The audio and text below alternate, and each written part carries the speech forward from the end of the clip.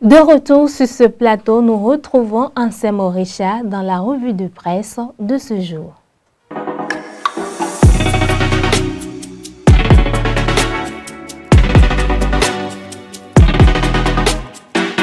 Amis de la revue de presse, mesdames, messieurs, bonjour. Démarrons ce lundi par la visite du président Patrice Talon au Qatar. Plusieurs journaux tels que La Boussole, Bénin Intelligent, L'Indépendant, Le Grand Matin, Le Matinal, Adiaché News et L'Informateur informent que le chef de l'État est arrivé à Doha, au Qatar, depuis l'après-midi de ce dimanche 18 mai 2025. Cette visite de travail du président Patrice Talon s'inscrit, selon la présidence, rapporte les parutions, dans le cadre du renforcement des relations bilatérales entre le Bénin et le Qatar, ainsi que dans la perspective de promouvoir les échanges économiques et les partenariats stratégiques entre les deux pays. Au cours de son séjour, le chef de l'État sera l'hôte privilégié de l'émir du Qatar à la cérémonie d'ouverture de l'édition 2025 du Qatar Economic Forum, un événement majeur rassemblant des dirigeants d'entreprises et des experts du monde entier. À en croire la présidence, ce forum offre une plateforme privilégiée pour discuter des opportunités d'investissement, des projets de développement et des initiatives de coopération économique. Patrice Talon au Qatar, une diplomatie économique en mouvement, titre à sa une le matin. La Boussole y voit à travers ce déplacement du chef de l'État le renforcement des liens économiques entre le Bénin et le Qatar. Talon, dans de nouvelles quêtes, conclut l'Informateur. L'autre sujet traité par les parutions ce lundi est l'affaire présumée de corruption au ministère de l'Intérieur dans le processus de reconnaissance officielle du parti politique Le Libéral de Richard Boniworou. Le Matinal, Bénin Intelligent, L'événement précis, Matin Libre, L'Indépendant, L'Informateur, Le Télégramme et Adiaché News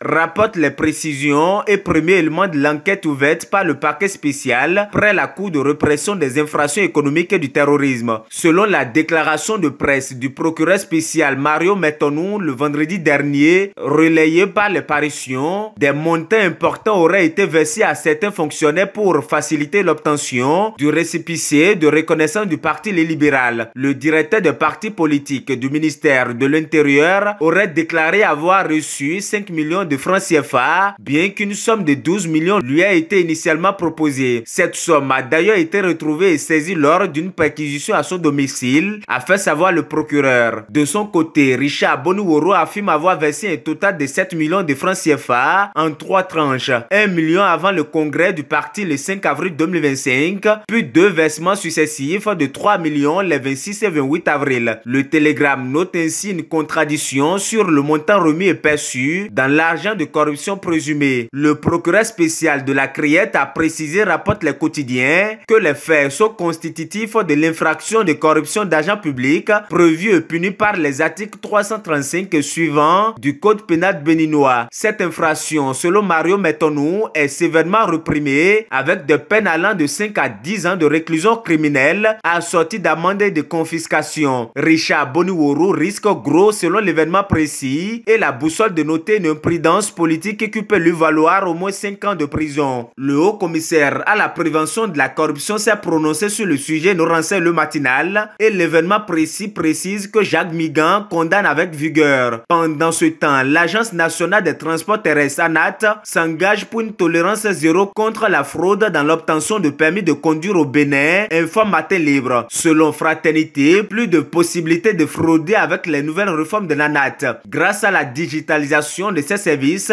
fer de lance de cette mutation, l'ANAT marque une rupture nette avec les pratiques d'un passé révolu, rapporte Matin Libre. Avec cette modernisation, selon l'apparition, les procédures sont désormais plus transparentes, traçables et sécurisées, réduisant considérablement les risques de fraude. À l'ANAT, l'heure est à la rigueur, constate mon confrère. Les fraudeurs, qu'ils soient agents ou usagers, sont désormais dans le viseur et tout est mis en œuvre pour les identifier et les sanctionner sans complaisance, prévient le quotidien. Dans la suite de cette revue de presse, on parle politique et développement local à Porto Novo. Le quotidien La Guérite voit Issa Dorego, opérateur économique et membre influent du bloc républicain, comme une figure politique incontournable dans le développement de la ville capitale, notamment dans le premier arrondissement. À en croire voir le journal, homme de terrain, Issa Dorego se distingue par sa proximité avec les jeunes, les femmes et les conducteurs de taxi-moto et joue un rôle de relais efficace du bloc républicain dans sa base. Celui qui est surnommé Tantan se démarque, fait savoir l'apparition par son écoute, sa capacité à mobiliser et son engagement constant en faveur des initiatives locales. Loin des projecteurs, Issa Dorego soutient activement des projets communautaires et contribue à l'enracinement du bloc républicain dans la capitale. La guérite voit donc Issa Dorego comme le moteur discret du bière dans le premier arrondissement de Porto Novo. L'autre homme qui fait parler de lui également dans la ville aux trois noms est Wabi Amadani. Le chargé de mission du maire de Porto Novo a participé ce week-end à une rencontre stratégique tenue autour du thème « Droit de la femme et enracinement de la paix dans les foyers et la société », renseigne la guérite.